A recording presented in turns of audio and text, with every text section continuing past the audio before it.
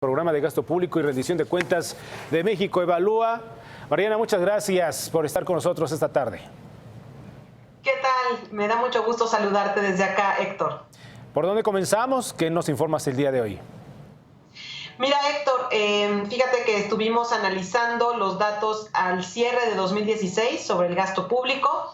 Tú sabes que el año pasado fue otro año en el que se anunciaron recortes importantes para la administración pública y pues uno de los objetivos de nuestra revisión de estos datos era pues revisar si en efecto se había hecho un recorte y lo que nosotros vimos es que por lo menos en términos generales sí se hizo un recorte al gasto de operación del gobierno federal, un recorte que no es menor, de alrededor de 150 mil millones de pesos a su gasto operativo. Sin embargo, pues tuvimos también incrementos en otras áreas de gasto que superaron el tamaño del recorte, por lo que en términos absolutos, el presupuesto del gobierno federal, el gasto del gobierno federal, que no incluye el gasto de Pemex y de sus empresas y de otras entidades, sino nada más del gobierno federal, vivió un aumento de alrededor de 8% en términos reales. Correcto. ¿De ahí qué otros datos se desprende de esto, Mariana? Y bueno, pues, ¿qué sucede con esto? Primero es importante decir cuáles son los rubros que contribuyeron al incremento del gasto, porque estos rubros nos están sugiriendo que están enfrentando, digamos, cierta resistencia a poder ser recortados. Y se trata de las transferencias que el gobierno federal está haciendo llegar a Pemex y a CFE para apoyarles al pago de ciertos pasivos que ellas tienen y para capitalizarlas.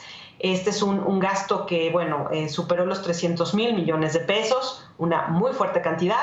También hubo incrementos en las participaciones federales, así como en las aportaciones y en el ramo 23, es decir, en el dinero que se va a los estados y a los municipios.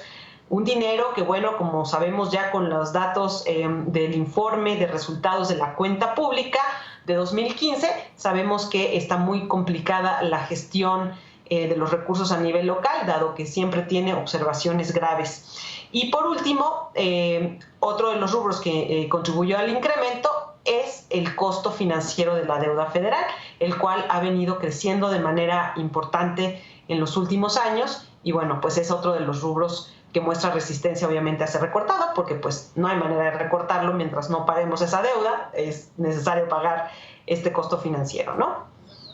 Correcto, Mariana. Y bueno, y de ahí los estados, las entidades más favorecidas están ubicadas.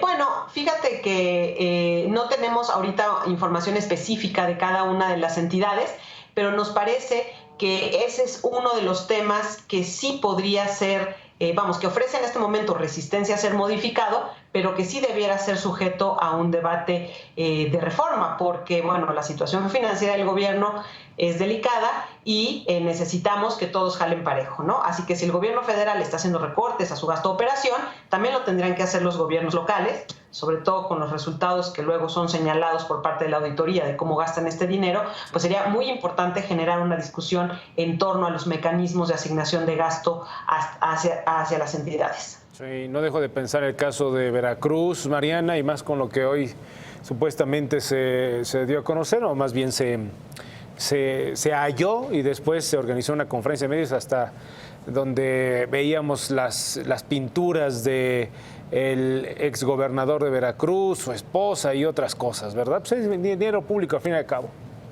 Exactamente, y esa es la ironía. Si estamos viendo que hay tantas observaciones graves a la gestión de los recursos estatales, pues nos parece importante que haya una consistencia y se discutan los mecanismos de asignación de gasto para incorporar algunos criterios que el día de hoy no se toman en cuenta, que es la rendición de cuentas, que por ejemplo a veces las entidades federativas no comprueban en qué hacen sus gastos, carecen a veces de las facturas, es decir, de estándares muy básicos de operación de recursos públicos. Entonces, creemos que es importante que estos mecanismos se actualicen con nuevos criterios para promover que haya un mejor uso del dinero público a nivel local. Bien, Mariana, dar toda esta información. Está en nuestra página www.mexicoevalua.org y también nos pueden seguir en @mexevalua por Twitter. Lo seguimos, Mariana Campos, gracias. Hasta luego. Las secretarías de